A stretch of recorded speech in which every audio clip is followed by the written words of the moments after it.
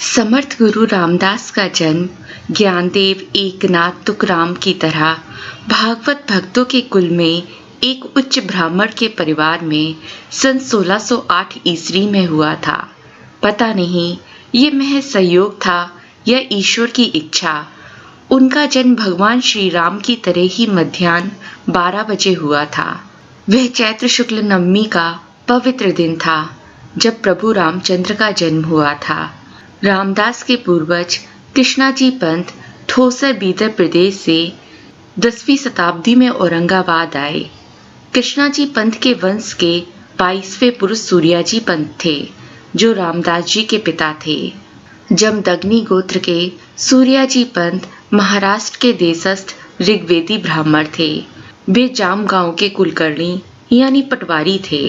रामदास जी की माता का नाम रानूबाई था। सूर्याजी पंत सूर्य के उपासक थे तथा नित्य 1 सहस्त्र सूर्य नमस्कार करते थे।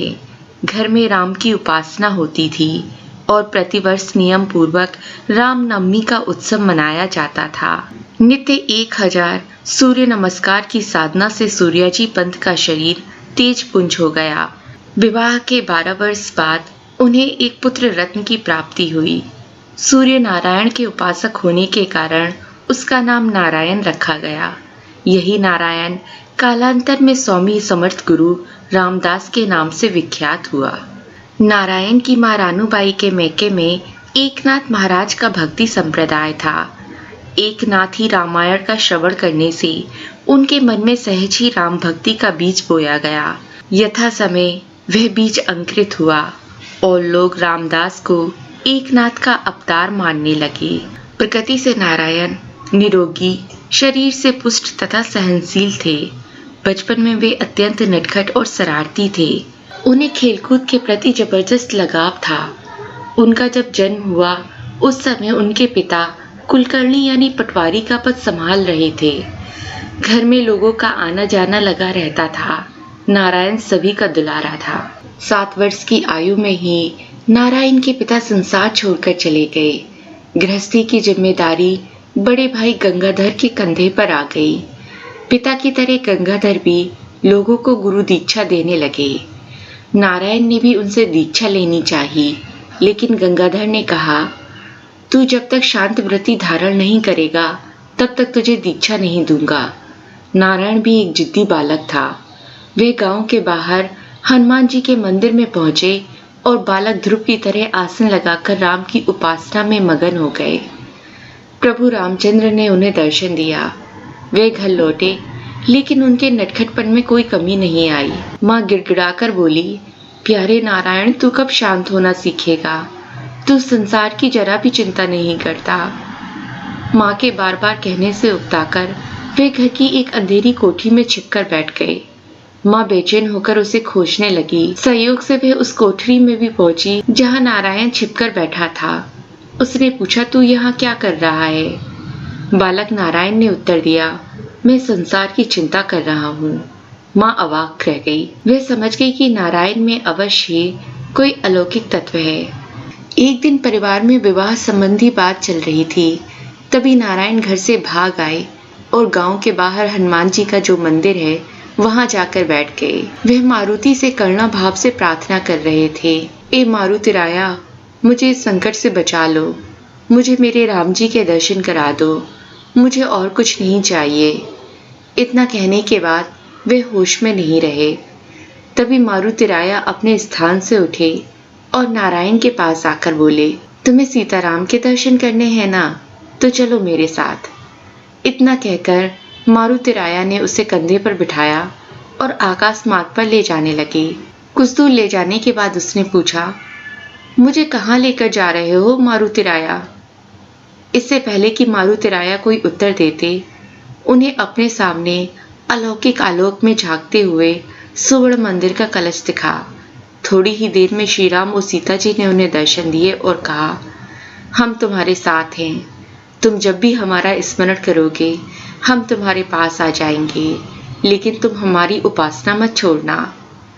श्री राम ने प्रत्यक्ष दर्शन देकर समर्थ पर अनुग्रह किया। ये घटना जौंब की पंचवटी में हुई। कुछ लोगों के अनुसार यह घटना नासिक के पंचवटी में हुई थी। जब नारायण की तंद्रा टूटी उस समय वह मंदिर में था। उसकी माँ उसे खोजते हुए वहां आ पहुंची थी। माँ को देखते ही नारायण को घबराहट हुई कि कहीं वह उसका विवाह न करा दे। वह सामने के पेड़ पर चढ़ गए और नीचे कुएं पर लटकी हुई डाल के स्त्री के पास पहुंच गए। रानूबाई भय से कांप उठी। वह लड़के के पास जाकर उसे बुलाने लगी। तभी लड़के ने कुएं में छलांग लगा दी। तब तक नारायण का बड़ा भाई गंगाधर भी वहां आ पहुंचा था। माँ को सांत्वना देते हुए उसने कहा, तुम चिंता न करो माँ, मैं कुएं में उतरकर नारायण को निकाल लाता हूँ। लेकिन तभी नारायण कुएं में से चिल्लाया, अगर मुझे निकालने के लिए कोई कुएं में उतरा तो मैं पानी में डूबकर प्राण दे दूंगा। रानूबाई ने कहा, बेटा तुम ऊपर आ जाओ, तुम्हें शादी के लिए कभी नहीं कहूंगी, पहले ऊपर तो आओ। नारायण कुएं के बाहर आ गया, लेकिन माँ ने पुनः अपनी पुरानी रट शुरू कर दी। आखिर नारायण इस बात पर राजी हो गया कि सावधान कहने तक मैं विवाह की वेदी पर खड़ा रहूंगा। आखिर विवाह का मुहूर्त भी निश्चित हो गया। वह दूल्हा बना घोड़े पर बैठकर आसन गांव पहुंचा, जहां विवाह होना था। विवाह का मुहूर्त निकट आने लगा। लोगों ने मंगलाष्टक गाना शुरू किया। शुभ मंगल सावधान, बस इतना सुनना था कि जैसे कमान से तीर छूटा हो। उसी प्रकार नारायण विवाह मंडप से जो भागा तो भागता ही चला गया।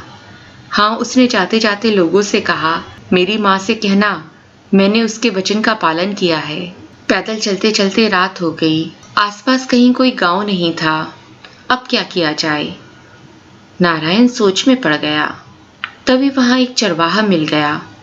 नारायण ने उससे पूछा, क्या यहाँ रात भर रहने के लिए जगह मिल सकती है? चरवाहे ने कहा, तुम चाहो तो मेरे बाड़े में आ सकते हो। चरवाहा उसे एक मंदिर में ले गया। वहां एक बैरागी धूनी रमाकर बैठा हुआ था। नारायण को बड़े जोर की भूख लगी हुई थी। वह बैरागी धूनी की आग पर पानगे सेंक रहा था। आओ बेटा, बैरागी ने कहा, उधर पानी का सोता है, हाथ में धो लो, फिर हम खाना खाएंगे। खाना खाते समय नारायण ने एक मजे की बात देखी कि बैरागी धूनी के अंगारे चिमटे से दूर कर रहा था और वह पानगे आटे की लोई को पत्तल में लपेटकर आग में पकाकर बनाए जाने वाले व्यंजन को पानगे कहते हैं। तो वह बैरागी धूनी के अंगारे चिमटे से दूर कर रहा था और पानगे निकाल रहा था। लेकिन दोनों का पेट भर जाने के बाद भी वे खत्म होने का नाम नहीं ले रहे थे। खाना खाने के बाद बैरागी ने पूछा, अब तुम कहाँ जाओगे? मुझे पंचवटी नासिक जाना है, वहां श्री राम के दर्शन करने हैं। बेटा, यदि तुम्हें श्री राम का दर्शन करना है तो पहले तुम्हें 13 अक्षरी श्री राम का 13 कोटि जप करना होगा। उसी प्रकार गायत्री पुरस्चरण करना होगा। बिना साधना किए श्री राम के दर्शन कैसे होंगे? मैं साधना के लिए तैयार हूँ, तो फिर तुम्हें राम अवश्य मिलेंगे। हम लोग कल सुबह ही टाकली के लिए निकल पड़ेंगे। तुम्हारी साधना के लिए वह पंचवटी स्थान अच्छा है। पुरस्चरण के लिए संगम स्थान श्रेष्ठ माना जाता है। पंचवटी के निकट गोदावरी के किनारे टाकली नामक स्थान पर नांदनी अथवा नासुड़ी नामक नदी आकर मिलती है। उसी संगम पर रामदास ने पुरस्चरण प्रारंभ किया। वे टाकली की एक गुफा में रहते थे।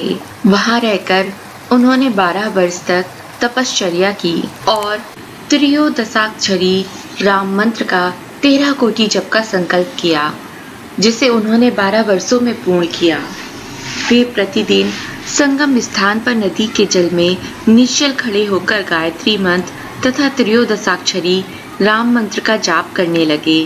फिर दोपहर में पंचवटी में मधुकरी मांगकर गोदावरी के किनारे बैठकर अन्नग्रहण करते अथवा पाठशाला में आध्यात्मिक ग्रंथों का अध्ययन करते थे। टाकली में जब वे पुरस्चरण कर रहे थे, उस समय की एक अत्यंत प्रचलित कथा है। टाकली के निकट दशक पंचक नाम के 2 गांव हैं। दशक गांव के कुलकर्णी के लड़के की मृत्यु हो गई। उन दिनों हिंदुओं में सती प्रथा का प्रचलन था। कुलकर्णी की बहू गोदावरी पतिव्रता थी। उसने सती होने का निश्चय किया। प्रेत यात्रा के साथ ही सती की भी यात्रा शुरू हो गई। उसी समय गोदावरी के मन में यही अभिलाषा थी कि यदि सती होने से पहले रामदास का दर्शन हो जाए तो जन्म सार्थक हो जाएगा। उसने चारों ओर देखा तो रामदास के दर्शन हो गए। वे गंगा के किनारे जप कर रहे थे। उसने स्वामी जी को प्रणाम किया। रामदास स्वामी जी की आंखें बंद थीं, किंतु उनके मुख से आशीर्वाद के शब्द निकल पड़े। अष्टपुत्रा सौभाग्यवती भव। लेकिन आपका यह आशीर्वाद मेरे किस काम आएगा स्वामी? रामदास ने आंखें खोली, सामने गोदावरी को सती के रूप में देखा तो चकित हो उठे। शव को शमशान मत ले जाने दो, स्वामी जी ने कहा और वे मंत्र पढ़ने लगे। मंत्र पढ़ लेने के बाद वे हाथ में कमंडल लेकर लाश की ओर चल पड़े। ब्राह्मणों ने शव को नीचे उतारा। स्वामी ने अपने हाथ से शव के मुख में कमंडल का जल डाला और शव के चारों ओर जल छिड़का। शव ने धीरे धीरे आंखें खोली और वह उठकर बैठ गया। दोनों ने स्वामी जी को नमस्कार किया और पुनः वहीं आशीर्वाद पाया। कालांतर में गोदावरी का पहला पुत्र हुआ, जिसे उसने स्वामी जी को सौंप दिया। यही बालक था उद्धव।